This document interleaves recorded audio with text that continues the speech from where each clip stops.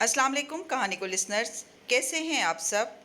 हालिम की नई किस्त में खुश आमदीद। आइए चलते हैं, अब हम अपनी कहानी को आगे बढ़ाते हैं।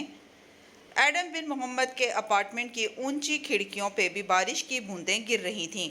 शहर के इस हिस्से में अलबत्ता उनकी शिद्दत हल्की थी, बादलों की गरज की आवाज़ भी न आती थी। यहाँ बारिश कहर बन के नाजिल नहीं हुई थी, यहाँ वो नरम फुआर की सूरत बरस रही थी, और ऐसे में गर्मा गर्म कॉफ़ी की महक ने माहौल को मज़ीद खूबसूरत बना दिया था। मुझे नहीं याद मैंने आखिरी दफ़ा किसके लिए कॉफ़ी बनाई थी। ओपन किचन से निकलते एडम के हाथ में दो गर्मा गर्म मग थे और वो मुस्कुराते हुए लाउंज में आते हुए कह रहा था। एक मग सोफे पे बैठी दातिन को पकड़ाया और ख़ुद सामने बैठा।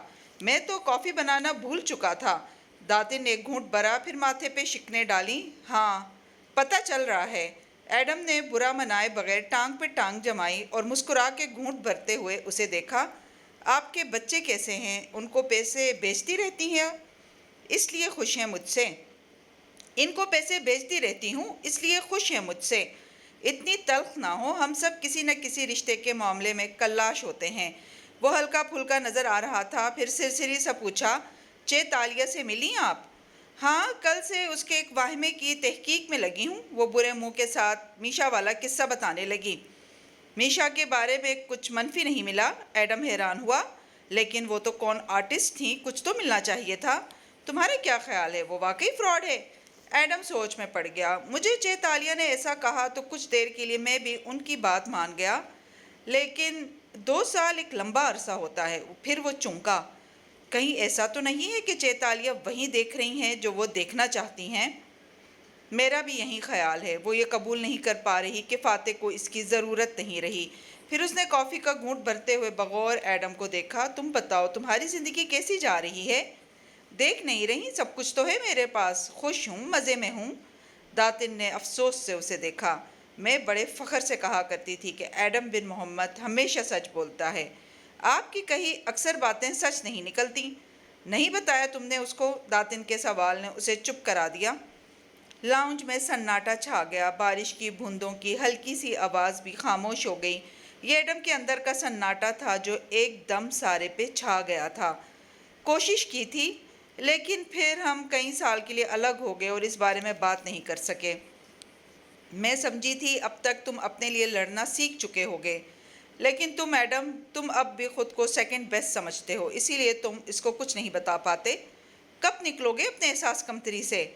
और अगर मेरे बताने से वो भी ख़त्म हो गया जो मेरे और चेतालिया के दरमियान है, अगर हमारे दरमियान मामलात इतने ऑकवर्ड हो गए कि हम बात करने से भी रह गए, तो 6 साल तक सब ऐसा ही था। इसके बगैर मर तो नहीं गए तुम? हट्टे कट्टे हो, कमा रहे हो, काम कर रहे हो, वो जल के बोली। दातिन, एडम ने मग रखा और संजीदगी से पूछा, सच सच बताएं, अगर मैं उनको सब बता दूं और उनसे इंतखाब करने के लिए कहूं तो क्या वो मुझे चुनेंगी? नहीं, दातिन सोगवारियत से बोली, लेकिन मेरी कही अक्सर बातें सच नहीं निकलती। एडम के तने एसाब ढीले पड़ गए, चेहरा बुझ गया। लेकिन अगर उन्होंने मुझे नहीं चुनना तो मैं ये बात इनसे क्यों कहूँ? अगर वो तुम्हारा इंतखाब कर लेगी तो तुम्हें मोहब्बत मिल जाएगी, नहीं करेगी तो क्लोजर मिल जाएगा। मूव ऑन करने के लिए क्लोजर सबको चाहिए होता है, और फिर तुम्हारे पास खोने को क्या है? दातिन की बात पे वो खामोश हो गया। उसके अंदर का सन्नाटा अब बोलता हुआ महसूस होने लगा था। हालिम का अपार्टमेंट रात के इस पहर खामोश पड़ा था। इमारत की बैरूनी दीवारों पे गिरा बारिश का पानी अब तक सूख चुका था। खिड़कियों पे जमी हुई सफ़ेद लड़ियां नज़र आ रही थीं। तूफ़ान खुद रुखसत हो गया था, लेकिन अपना निशान छोड़ गया था। दातिन अंदर दाखिल हुई तो ऐसी वैरानी थी इस घर में कि दिल होल जाता। लिविंग रूम की खिड़कियां खुली थीं और हवा अंदर आ रही थी। बालकनी की मुंडेर पे परिंदे बैठे थे, आहट पे उड़ गए। जाने कौन से परिंदे थे और यहाँ क्यों आए थे? दातिन कुछ देर अंधेर लिविंग रूम में खड़ी रही। सारी बत्तियां बुझी थीं। सिर्फ नीचे सड़क से आती ट्रैफिक की रोशनी या इर्द गिर्द की रोशन इमारतों के बाइस कमरे के खदोखाल नजर आते थे। सफ़ेद साड़ी वाली तालिया बड़े सोफे से कमर टिकाए फर्श पे बैठी थी, बाजू घुटनों के गिर्द लपेटे वो गुमसुम सी बैठी थी। ढीले जूड़े से उलझी उलझी लटें बाहर निकल रही थीं। दातिन की नज़रें उसकी सफ़ेद हील्स तक गईं जो मुखालिफ सिमतों में उतार के फेंकी गई थीं। زیورات میز پہ لاوارث پڑے تھے۔ وہ خود کو ہیروں کی قید سے آزاد کیے اداس بیٹھی تھی۔ میں سمجھی تھی کہ ایک زمانہ گزر چکا ہے۔ داتن سوگواریت سے بولی، اب میں حالم کے گھر میں داخل ہوں گی تو منظر مختلف ہوگا۔ نیا گھر، نئی زندگی، لیکن پرانی تالیہ۔ تالیہ نے بھیگا چہرہ اٹھایا۔ تالیہ کبھی کسی کی نظر میں معتبر نہیں ہوگی۔ اور پرانے مسئلے۔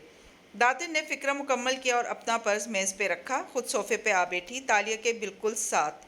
پھر ترہم سے اس کا چہرہ دیکھا۔ میں نے کہا تھا نا، موسم کے تیور اچھے نہیں ہیں۔ اس گھر میں میرے لیے کوئی جگہ نہیں ہے۔ وہ گھٹنوں پہ تھوڑی رکھے بھیگی آنکھوں سے دیوار کو دیکھتے ہوئے بولی، ہوا کیا تھا؟ ان کے بیٹے نے مجھے میرا ماضی یاد کرایا۔ بیٹی نے چند لمحے تک مجھے پسند کیا، لیکن جیسے ہی میں نے ان کو ان کے گھر میں سجی نقلی پینٹنگ کی حقیقت بتانی چاہی، وہ سب میرے خلاف اکٹھے ہو گئے۔ اور فاتح سے جھگڑا کیوں ہوا؟ اب تو یاد بھی نہیں کہ کس بات پہ جھگڑا ہوا، بس اتنا یاد ہے کہ ان کے پاس میرے لیے کوئی مقام نہیں ہے۔ کھلی کھڑکیوں سے آتی ٹھنڈی ہوا سے زمین پہ گرا اس کی ساڑی کا سفید پلپو پھڑ پھڑانے لگا۔ داتن کی نظریں اس کی ساڑی پہ پھسلیں۔ اور تمہارا دل ٹوٹ گیا کیونکہ تم فاتح کو بچا نہیں سکی؟ تم اچھی تالیہ ہو اب، اور تمہاری ذمہ داری ہے سب کی زندگی بچانا۔ تمہارا دل ٹوٹنا ہی تھا تو پھر میں اور کیا کرتی داتن؟ وہ رندی آواز میں کہتے ہوئے اندھیرے کو دیکھ رہی تھی۔ میں کیسے اپنے سفید گھوڑے پہ دبا لگنے دے سکتی تھی؟ سفید گھوڑا؟ کیا تم کتابیں نہیں پڑھتی داتن؟ کتابوں میں لوگوں کو ان کا خوشگوار انجام صرف تب ملتا ہے جب سفید گھوڑے والا شہزادہ آتا ہے اور سب کو بچا لیتا ہے۔ تالیہ وہی سیویئر ہے۔ اسے اپنی کہانی کے کرداروں کے دل بھی جیتنے تھے اور انہیں بچانا بھی تھا، لیکن تالیہ کا گھوڑا داغدار ہو گیا کیونکہ وہ ایسا نہیں کر سکی۔ سفید گھوڑے والوں کا ماضی داغدار نہیں ہونا چاہیے، نہ ان کی زبان سے تلخ انکشاف ہونے چاہیے ہیں۔ یعنی کہ پرنسس چارمنگ۔ داتن نے گہری سانس لی اور پھر آہستہ سے بولی، لیکن کیا میں تمہیں حقیقت بتاؤں تالیہ؟ تالیہ نے بھیگی آنکھیں اٹھا کے اسے دیکھا۔ ہماری دنیا میں سفید گھوڑے نہیں ہوتے۔ اس کی آواز ٹھنڈے گھر کی دیواروں سے پلٹ پلٹ کے سنائی دی۔ تالیہ کی آنکھ سے ایک آنسو ٹپکا اور گھال پہ لڑک گیا۔ سنا تم نے؟ اس دنیا میں کسی کا گھوڑا سفید نہیں ہے، اور تم سفید گھوڑے والی شہزادی نہیں ہو جو سب کو بچا لے گی تو اس کو اس کی ہیپی اینڈنگ مل جائے گی۔ تمہیں کسی کے اپروول کی ضرورت نہیں ہے، نہ فاتح کی نہ اس کے بچوں کی۔ تم اپنے اصل سے نہ بھاگو۔ یعنی میں اپنی پرانی زندگی کی طرف چلی جاؤں؟ میں یہ نہیں کہہ رہی۔ تم نے جرائم چھوڑ دیے ہیں، جھوٹ چھوڑ دیے، اچھا کیا۔ ہر ایک ایسا نہیں کر سکتا، لیکن تالیہ اپنا آپ نہیں چھوڑ سکتی، اسے چھوڑنا بھی نہیں چاہیے۔ اور تالیہ کون ہے؟ ٹھنڈی ہوا بار بار اس کے چہرے پہ بال بکھیر دیتی، لیکن تالیہ ان کو پیچھے نہیں ہٹا رہی تھی۔ تالیہ ایک معتبر لڑکی ہے، اپنی نظروں میں معتبر لڑکی۔ داتن نے نرمی سے اس کے ہاتھ تھامے۔ صرف ایک شخص ہے جسے تالیہ کو معاف کرنے کی ضرورت ہے، اور وہ ہے خود تالیہ مراد۔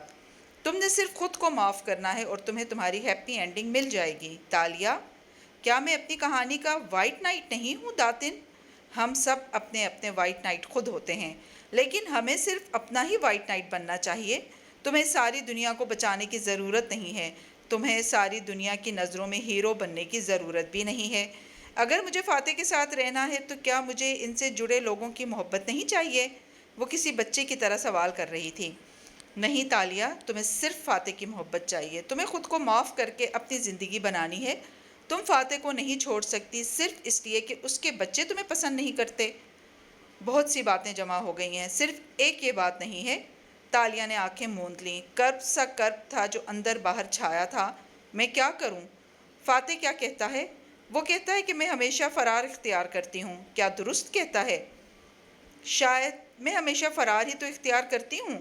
غائل غزال کی حقیقت نہیں بتائی ان کو۔ فاتح کی یادداشت کھونے پہ خاموشی سے ایک عرصہ ان کی سٹافر بنی رہی۔ ان کو بتائے بغیر ایڈم کے ساتھ قدیم ملاقہ جا رہی تھی میں۔ اور کیا تمہیں تمہاری ہیپی اینڈنگ مل گئی؟ تالیہ نے نفی میں گردن ہلائی۔ اگر تم وہی غلط انتخابات کرتی رہو گی تو تمہیں کبھی تمہاری ہیپی اینڈنگ نہیں ملے گی۔ ہیپی اینڈنگ درست فیصلے کرنے والوں کو ملا کرتی ہے۔ تم نے اب نہیں بچانا فاتح کو یا کسی اور کو، اب تم صرف خود کو بچاؤ گی۔ اب تم خود کو معاف کرنا سیکھو گی۔ تم کسی دوسرے کا گلٹ نہیں اٹھاؤ گی، تم صرف اپنی ہیرو ہو۔ اور اس سب سے کیا ہوگا؟ فاتح کو تو میں کھو چکی ہوں۔ کیا تم اس کو دوبارہ نہیں حاصل کر سکتی؟ کیا تم اپنا جھگڑا نہیں چھوڑ سکتی؟ तालिया ने आंखें रगड़ी और ताज्जुब से उसे देखा। कल तुम कह रही थी कि मैं उनको छोड़ दूं। तब मैंने तुम्हें सफ़ेद साड़ी में इस लुटे पुटे हाल में नहीं देखा था। मैं गलत थी तालिया। तुम्हें इसके साथ ज़िंदगी नहीं गुजारनी चाहिए जो तुमसे मोहब्बत करता हो, बल्कि उसके साथ गुजारनी चाहिए जो तुमसे मोहब्बत करे और तुम उससे मोहब्बत करो। नहीं दातिन, मैं फ़ैसला कर चुकी हूँ।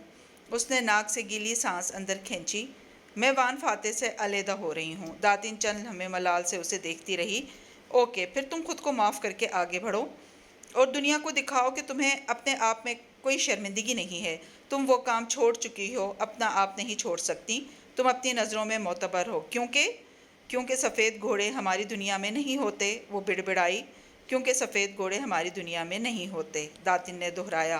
तालिया ने इस बात में सर हिला दिया, फिर उंगलियों से आंखें दोबारा मली। इसकी आंखें बहते काजल से सियाह हो चुकी थीं, लेकिन मंजर अब काफ़ी हद तक वाज़ेह था। मैं सफ़ेद घोड़े का बोझ अपने कंधों पे नहीं उठाऊंगी। मुझे खुद को इस बोझ से हल्का करना है, वो खुद से कह रही थी। ठंडी हवा से उसकी साड़ी का पल्लू हनोस फड़फड़ा रहा था। रात गुजर रही थी और सबके लिए ही गुजर रही थी। रात सबके लिए ही रात थी, सबके लिए सियाह और तकलीफदा थी। तालिया अब अपने बेडरूम में थी। बेड पे चित लेटे वो छत को देख रही थी। मोबाइल बजा तो इसने फ़ोन उठा के देखा। स्क्रीन धुंधली थी। इसने आंखों को रगड़ा और मैसेज खोला। एडम का पैगाम आया था। हमने सरमद को ट्रेस कर लिया है। वान फाते ने हमारी बहुत मदद की, उनका मेरी तरफ से शुक्रिया अदा कर दीजिएगा। कल का दिन मैंने उन्हें बहुत तंग किया, लेकिन वो मेरी हर ईमेल का जवाब देते रहे। उनके ताउन के बगैर हम सरमद को नहीं पकड़ सकते थे। उसकी आंखें फिर से भीगने लगीं और वो कहती थी कि वो उसको बचाने नहीं आता। वो उसके पीछे कदीम मलाका भी आया था, वो उसके लिए कब नहीं आता था, लेकिन अब ये बातें बेमानी हो गई थीं। वो स्टडी में बैठा फाइल्स देख रहा था। आंखों पे चश्मा चढ़ा था और माथे के बल बरकरार थे। वो ठीक कह रही थी डैड। आवाज़ पे फाते ने सर उठाया। सफ़ेद फ्रॉक वाली बच्ची कोने में खड़ी थी। इसने बालों को सफ़ेद हेयर बैंड में जकड़ रखा था और वो उसे देख रही थी। वो गलत कह रही थी, वो नापसंदीदगी से बिड़बिड़ाया। आपने उससे वादा किया था कि उसको बचा लेंगे, इस केस से उसको निकाल लेंगे, बस वो कदीम मलाका से वापस आपके साथ आ जाए, लेकिन आपने उससे उसके केस की एक अहम बात छुपा ली। छुपाने और न बताने में फ़र्क होता है। मैं जोलियाना को मुश्किल में नहीं डाल सकता और तालिया अपने आप को इस मुश्किल से निकाल सकती है। मुझे मालूम है वो उससे निकल आएगी। अगर इसने खुद ही निकालना था तो आपने उसे बचाने का दावा क्यों किया था? फाते ने ऐनक उतारी और फाइल बंद की। अब ये सारी बातें बेमानी हो गई थीं। आज की शाम से वापसी मुमकिन नहीं थी। रात गुजर रही थी और सबके लिए गुजर रही थी। रात सबके लिए रात ही थी। वान फाते की रिहाइश गाह पे सुबह गुज़िश्ता शब की बारिश की ताजगी लिए उतरी। लान और पौधे नहा धो के पहले से ज़्यादा सरसब्ज लग रहे थे।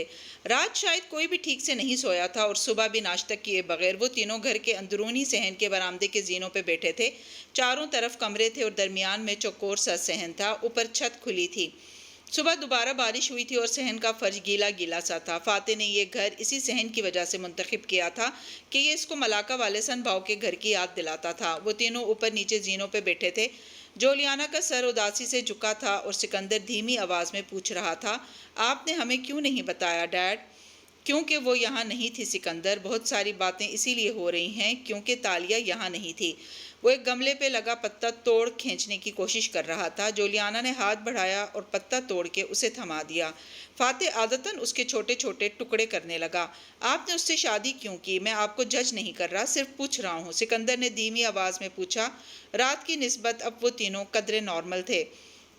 उसका बाप उसकी शादी एक ऐसे शख्स से कर रहा था जो दौलतमंद था और ताकतवर भी, लेकिन वो तालिया के लिए सोने का दोज़ख था। मैंने ये सिर्फ इसे इस मुश्किल से निकालने के लिए किया था।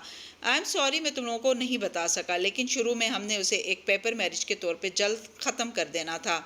तो आपने इसे ख़त्म क्यों नहीं किया? जोलियाना ने सर उठा के उम्मीद से उसे देखा। मैं नहीं कर सका, फिर दूसरे मसले आन पड़े, मैं तालिया को भूल गया। वो सर झुकाए दुख से कहते हुए पत्ते को तोड़ तोड़ के नीचे गिरा रहा था। जब याद आया तो हालात ऐसे हो गए कि उसको छोड़ना इस वक्त तक सानवी हैसियत इख्तियार कर चुका था, और जब ये फैसला करने के वक्त आया कि हमने साथ रहना है या नहीं, तब वो गायब हो गई 6 साल के लिए। और अब डैड? जोलियाना ने उम्मीद से पूछा, अब आप साथ रहेंगे या नहीं? क्या कल रात के बाद भी इस सवाल की गुंजाइश है? वो गहरी सांस लेकर बोला।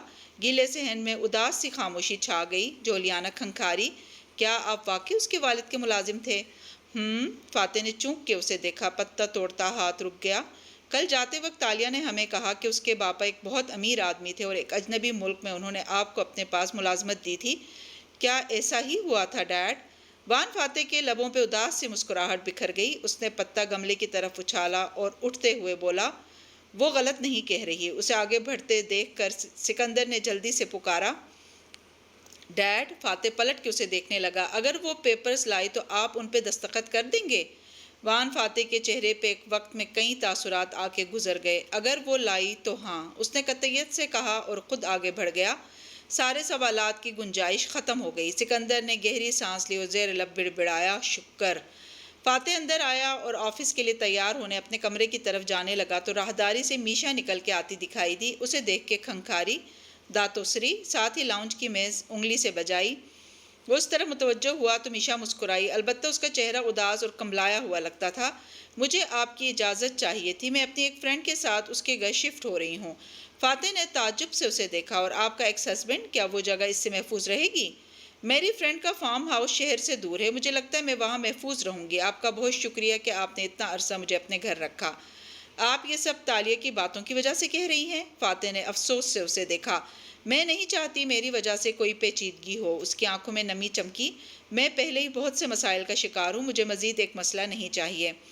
میشا پلیز، وہ سمجھانے والے انداز میں بولا۔ تالیہ اس وقت ایک مشکل دور سے گزر رہی ہے، وہ تھوڑی سی پیرانوائڈ ہے، اسے ہر شخص اپنا دشمن لگتا ہے۔ میں اس کی طرف سے معذرت خواہ ہوں، مگر آپ کہیں نہیں جائیں گے، آپ یہیں رہیں، میں اس مسئلے کو حل کر لوں گا۔ مگر میشا، آپ کو اجازت چاہیے تھی، میں نہیں دے رہا۔ آپ کے جانے سے جولی بہت ڈسٹرب ہو جائے گی۔ اگر آپ کو جانا ہی ہے تو تھوڑے دن رک جائیں، پھر آپ بے شک چلی جائیے گا، لیکن اس طرح نہیں۔ فاتح نے مسکرا کے ہدایت دی تو میشا مسکرا دی اور سر اسبات میں ہلا دیا۔ وہ اپنے کمرے کی طرف بڑھ گیا، اندر آیا اور دروازہ بند کیا، پھر سوچتے ہوئے موبائل پہ کال ملائی۔ میں نے رات تمہیں کہا تھا کہ مجھے میشا تاج کی سیکیورٹی کلیئرنس دوبارہ کر کے دو، کیا تم نے کی؟ جی سر، میں نے تمام سرکاری ذرائع کو استعمال کر کے چیک کیا ہے۔ اور فاتح نے بے چینی سے پوچھا، سر مجھے اس کے بارے میں کوئی قابل گرفت معلوم نہیں ہوئی۔ میں نے اس کے گھر کے قریب رہنے والے لوگوں سے بھی معلوم کیا ہے، وہ واقعی وہی ہے جو وہ خود کو کہہ رہی ہے، ایک فوٹوگرافر اور ٹیچر۔ اس کے اسٹوڈنٹس کے والدین تک اس کے اچھے کردار کی گواہی دینے کے لیے تیار ہیں۔ اس کا شناختی کارڈ، ڈرائیونگ لائسنس، پاسپورٹ سب گورنمنٹ کا ایشو کرتا ہے۔ کرمنل تو دور کی بات، اس کو آج تک پارکنگ ٹکٹ نہیں ملا۔ سوری، لیکن آپ کے دوست کا شک بالکل بے بنیاد ہے۔ فاتح نے افسوس سے آنکھیں بند کی اور سر جھٹکا۔ اوہ تالیہ، تمہارا پیرانویا۔ وہ سمجھ سکتا تھا کہ تالیہ اس دھوکے میں کیوں ہے کہ میشا فاتح کو نقصان پہنچائے گی۔ یہ ایک طرح کا نفسیاتی مسئلہ تھا جس میں ایک شخص کو دوسرے کے سیویئر کا کردار ادا کرنے کی اتنی عادت پڑ جاتی ہے کہ وہ ایسے حالات ڈھونڈنے لگتا ہے جن میں اسے دوسرے کو بچانا پڑے۔ اسے یہ وہم ہونے لگتا ہے کہ دوسرے شخص کو اس کی مدد اور حفاظت کی ضرورت ہے۔ آج سارا شہر گیلا گیلا سا تھا، سورج بھی اتنے پانی کے باعث ناراض سا ہو گیا اور ٹھیک سے نہیں نکلا، مگر بادل تھے کہ برس برس کے تھکتے نہیں تھے۔ اپنی ساری سیاہی سمیت وہ آسمان پہ فخر سے پھیلے بوندیں برسائے جاتے تھے۔ ایسے میں کافی شاپ کی شیشے کی دیوار پہ بوندیں ٹھہری ہوئی دکھائی دیتی تھیں۔ روسٹ ہوئے کافی بینز کی مہک سارے شاپ میں پھیلی تھی۔ کچھ آفس کے لیے تیار لوگ تیزی سے کافی مگ پکڑتے باہر نکل رہے تھے۔ کچھ لوگ میزوں پہ بیٹھے گرم کافی یا ہاٹ چاکلیٹ کے ساتھ ڈونٹ کھاتے ہوئے موبائل پہ لگے تھے۔ ایسے میں ایک کھڑکی کے ساتھ وہ بیٹھی تھی۔ اس نے میز پہ رکھے مگ کے گرم ہینڈل کو پکڑ رکھا تھا اور شیشے سے باہر گیلی سڑک کو دیکھ رہی تھی۔ آپ سن رہی ہیں میں کیا کہہ رہا ہوں؟ سامنے بیٹھے ایڈم نے میز پہ دستک دی تو تالیہ چونکی اور اس کی طرف چہرہ موڑا۔ اس نے مانگ نکال کے بالوں کی پونی باندھی ہوئی تھی۔ لباس سیاہ تھا، اتنا سیاہ جیسے کسی کے جنازے پہ آئی ہو، لیکن گردن میں گرہ لگا مفلر سرخ تھا۔ ایڈم دیکھ سکتا تھا کہ وہ ڈسٹرب تھی۔ وہ اتنی دیر سے اس کو سرمد کے بارے میں تفصیلات بتا رہا تھا، لیکن وہ نہیں سن رہی تھی۔ کیا ہوا ہے؟ اس نے نرمی سے پوچھا۔ میں نے فاتح کو میشا کی حقیقت بتانی چاہی، وہ کھوئے کھوئے انداز میں بولی، لیکن انہوں نے یقین نہیں کیا۔ صبح انہوں نے مجھے ایک میسج بھی بھیجا جس میں لکھا تھا کہ ان کی سیکیورٹی ٹیم نے میشا کو پھر سے چیک کیا ہے، وہ بالکل کلیئر ہے۔ چیتالیہ، مگر ظاہر ہے یہ سب جھوٹ بول رہے ہیں، میشا کون ویمن ہے اور اس کو ذوالکفلی نہیں بھیجا ہے۔ چیتالیہ، وہ کھنکھارا، کیا معلوم آپ غلط ہوں؟ تم بھی مجھے انسٹیبل اور پیرانوائڈ سمجھتے ہو؟ اس نے بھویں بھیج کے اسے دیکھا۔ داتن بھی یہی سمجھتی ہے۔ نہیں، لیکن آپ کے لیے وہ 6 سال نہیں گزرے جو ہمارے لیے گزر چکے ہیں۔ میں، فاتح صاحب، داتن، ہم سب اپنی زندگی میں اسٹیبل ہو گئے ہیں، لیکن 6 سال پہلے جب ہم تازہ اس سب سے نکلے تھے تو ہم آپ سے زیادہ انسٹیبل تھے، پیرانوئڈ تھے۔ اسی لیے وان فاتح نے سیاست چھوڑ دی تھی اور میں نے یادداشت کھونے کا بہانہ کیا تھا۔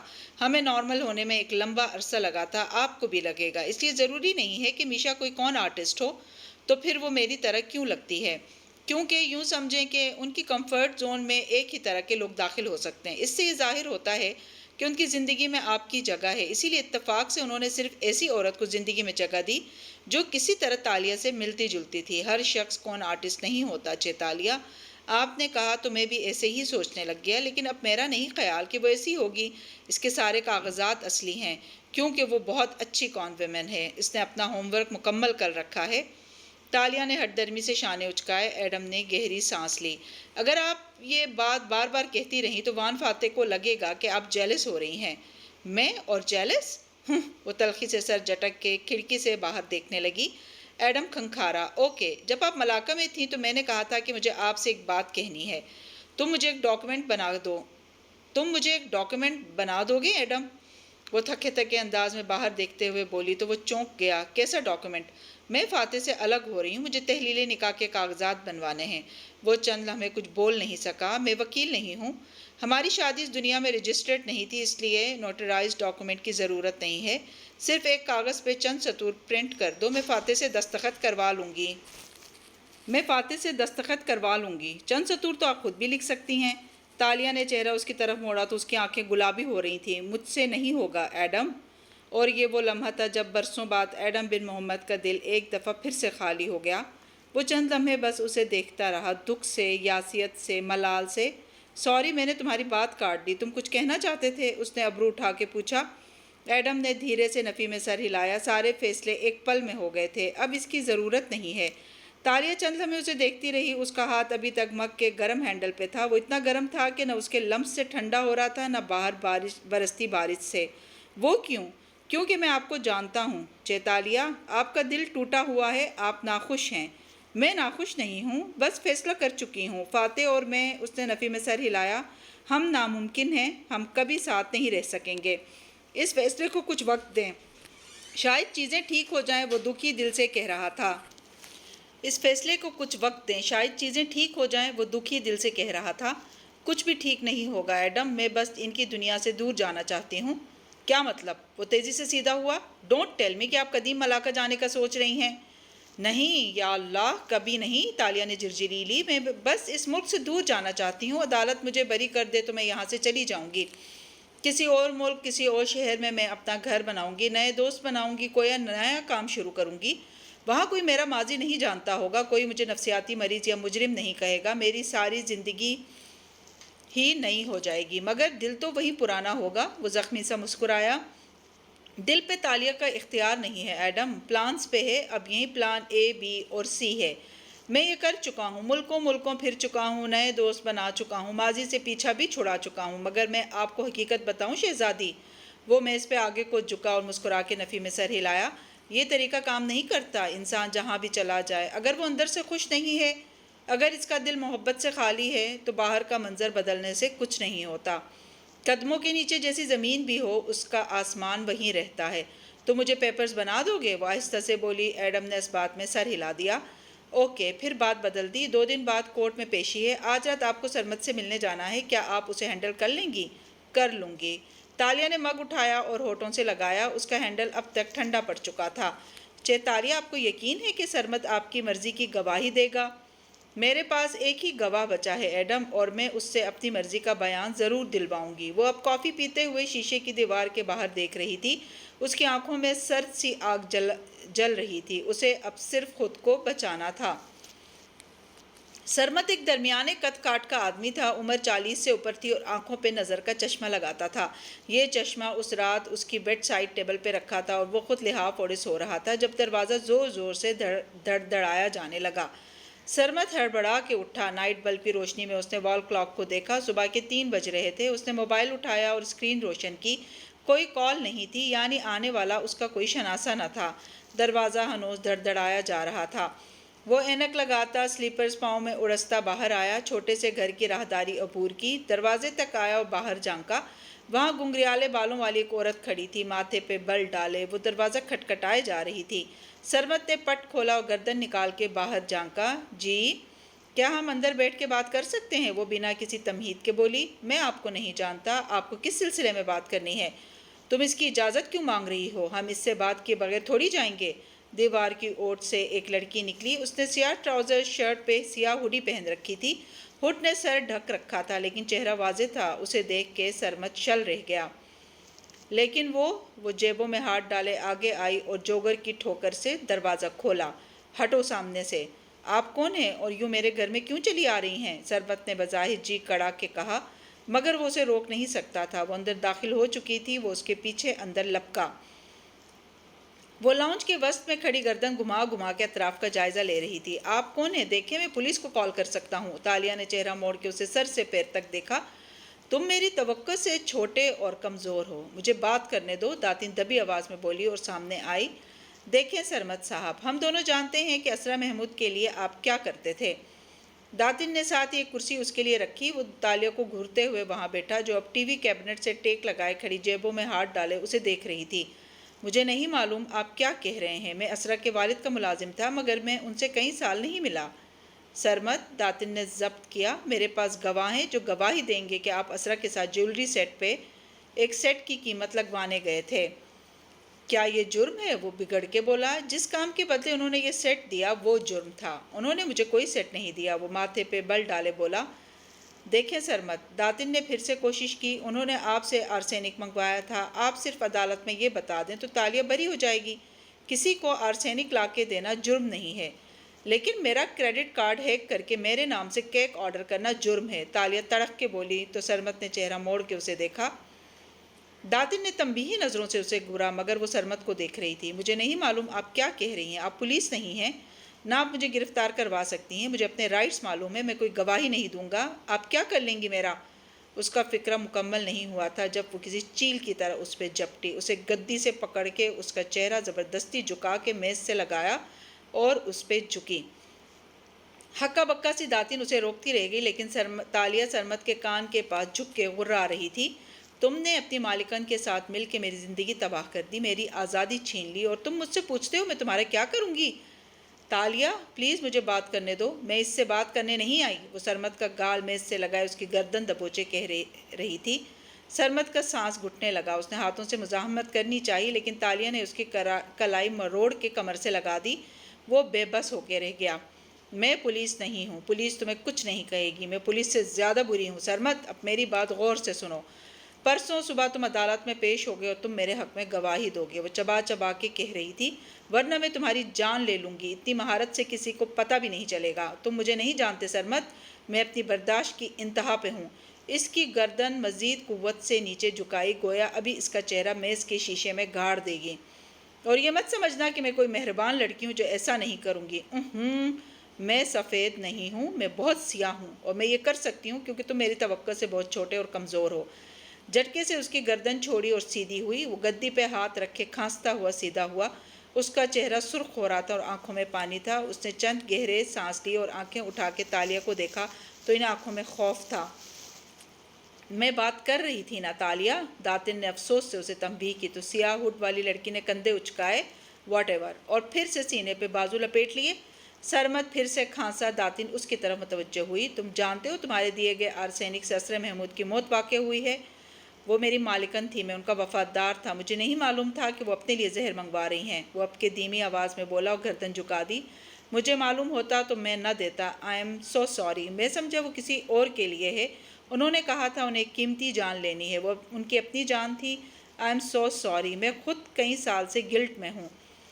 सरमत, मैं तुम्हारी माली हालत देख सकती हूँ। तुमने इन नाजायज़ कामों से कमाई गई रकम जुए में उड़ा दी है और तुम शदीद कसम पुरसी की ज़िंदगी गुजार रहे हो। दातिन समझाने वाले अंदाज में बोली, हम क्रेडिट कार्ड हैक करने वाली बात गोल कर जाएंगे। तुमने सिर्फ ये कहना है कि असरा ने तुम्हें आर्सेनिक लाने को कहा था। तुम्हें मालूम नहीं था कि वो ख़ुदकशी कर लेंगी। अगर तुम हमारे हक़ में गवाही दे दो तो तालिया तुम्हें बहुत बड़ी रकम देंगी। तुम कई बरस के लिए सेटल हो जाओगे।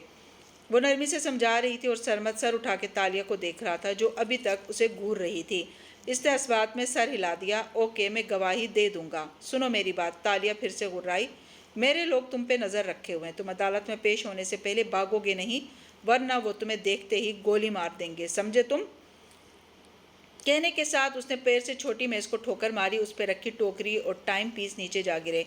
फर्श पे गिरने से घड़ी का शीशा चिकनाचूर हो गया। सरमत ने किरचियों से नज़र उठा के तालिया को देखा और इस बात में गर्दन हिला दी, साथ ही थूक निकला, मैं गवाही दे दूंगा, लेकिन मुझे पैसे पहले चाहिए होंगे। पैसे काम के बाद होंगे, सुना तुमने? वो सर झटक के दरवाजे की तरफ बढ़ गई।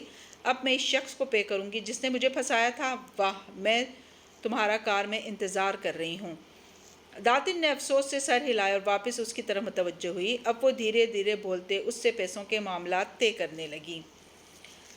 जी तो कहानी को लिसनर्स, आज की किस्त आपको कैसी लगी? उम्मीद है कि पसंद आई होगी। कमेंट्स में इज़हार ज़रूर कीजिएगा और चैनल पर नए हैं तो चैनल को सब्सक्राइब करना ना भूलें। शुक्रिया।